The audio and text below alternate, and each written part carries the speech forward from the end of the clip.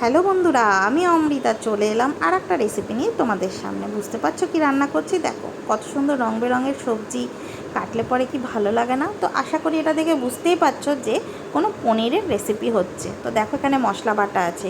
কি কি মশলা বাটা আছে সেটা কিন্তু বললাম না, তোমরা কমেন্ট করো, ভিডিওটা দেখে অবশ্যই বলে দেবো। পনিরগুলো ভেজে না আমি একটু উষ্ণ গরম জল আর ঘিয়ের মধ্যে ডুবিয়ে দিয়েছিলাম। আলু ভেজে নিয়েছি, সবজিগুলোও কিন্তু ভেজে নিয়েছি। তো দেখো টমেটোটা কাটা আছে আর পনিরগুলোকে ভেজানো আছে। কি সুন্দর লাগছে না? কড়াইতে কিন্তু আলুগুলো লাল লাল যেই হয়ে গেল, আমি মশলাটাও দিয়ে দিলাম আর পরিমাণ মতন হলুদ লবণ এগুলো দিয়ে ভালো করে মশলাটা কিন্তু কষাতে শুরু করলাম। দেখতে পাচ্ছ তো কি সুন্দর হয়েছে। আর বেশি কিন্তু হলুদ দিলাম না, আর টমেটোটা এমনভাবে দিলাম যাতে টমেটোটা না গলে। তো দেখো আশেপাশে তেল কিন্তু বেরিয়ে এসেছে, তখন সবজিগুলো দিয়ে দিলাম। ভাজতে ভাজতেই সবজিগুলো সিদ্ধ হয়ে গেছিলো, কেন বলো তো? একটু লবণ দিয়ে দিয়ে ভেজেছিলাম।